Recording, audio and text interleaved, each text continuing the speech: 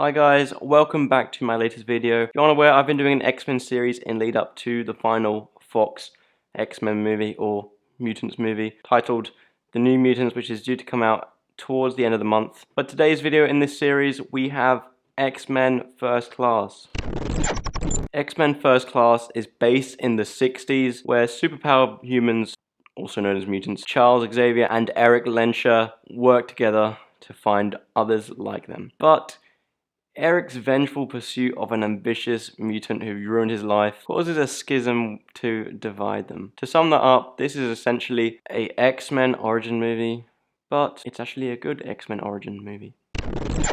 First of all, this is just a great origin movie for this franchise. There's some things we regret seeing in X-Men Origins Wolverine, but just seeing how the X-Men were formed in this movie was really fun and entertaining to watch. And it even expands on the brief origin of Magneto that we saw in the first X-Men movie, so how they tied that in was also very great. But everyone needs to applaud the acting of James McAvoy and Michael Fassbender in this movie. They were truly great. They completely stole the show. They had some great performances and they just had great chemistry together. So Fassbender, he portrays Magneto, obviously, a character that's trying to change but is constantly tempted to do something bad in relation to his traumatic past. He is then also accompanied by James McAvoy's Charles Xavier, who was trying to help him, who's trying to make him good as well as others, trying to help him control his powers so he can use them for good. But what I also liked is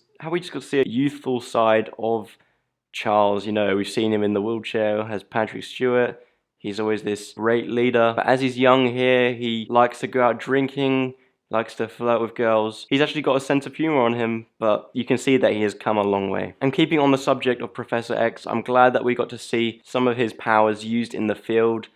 As you know, in X-Men movies before this, he has been in a wheelchair, so he hasn't been too key in field battles with the other X-Men. We've just seen him stay at the mansion and help from there, but we actually get to see his powers in battle here, which was very cool to see. As this movie was made nearly 10 years ago, we can't forget that Kevin Bacon's performance here was absolutely amazing. It can't be outshone by the memes of him. Credit where credit is due, and I think Kevin Bacon portrayed a very intimidating and great villain. But you know, as I mentioned, this movie is a prequel, so we literally know the outcomes of many things from this movie. However, this movie is done in a way which makes the stakes feel so high, and when some things that we already know happen, they leave your jaw dropped and leave you in shock. What I like about this X-Men movie compared to other superhero movies is it's gone for a more realistic feel. You know, it's not trying to brand out so it can be successful with the younger audiences. It's gone for a more real tone, whether that's with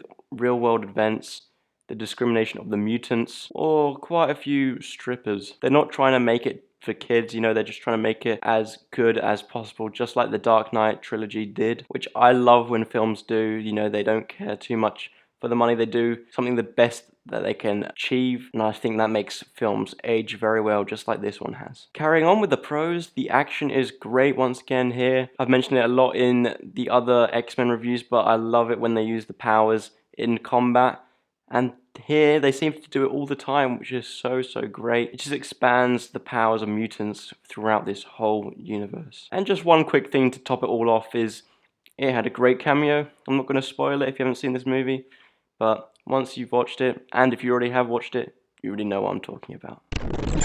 Now, just moving on to the cons, there isn't too many negatives I can pluck from this. I know this was kind of intentional, but it still needs pointing out, is that some things that have been shown in this movie, as it's an origin movie, don't really add up with things from previous X-Men movies.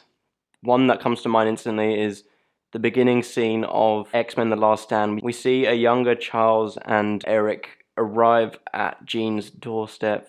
But you know, as things played out in this, I doubt that would have happened. So it just kind of contradicts some things they've done in the past, but I think they've done that partially so they can do a more refreshing take on their own universe and kind of leave the negatives of the series in the past. And there's a side plot in this movie which was heavily focused on Hank and Raven, and once something with that happens, it feels like that plot line is just finished, which in truth it is, because it met what the goal was, kind of. But for something which was devoted so much of this runtime to. Felt like once it happened it wasn't as important, and I don't know about that one.